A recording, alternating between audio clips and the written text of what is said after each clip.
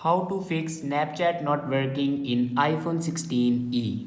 So let's start the video. First of all, check your internet connection works properly or not.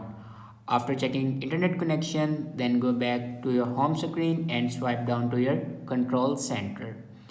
And here you can turn on or off airplane mode 2 to 3 times.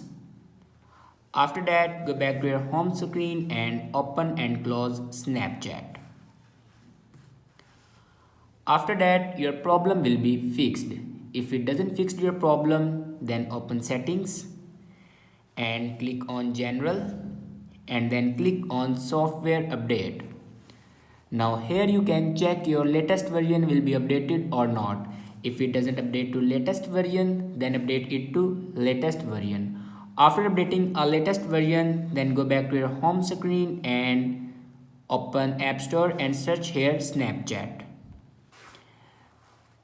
If it doesn't update your Snapchat, then update your Snapchat. After update your Snapchat, then go back to your home screen and restart your device.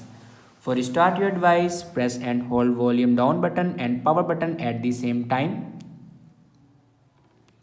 And then slide this icon to right side for start your iPhone. After you start your iPhone, your problem will be fixed.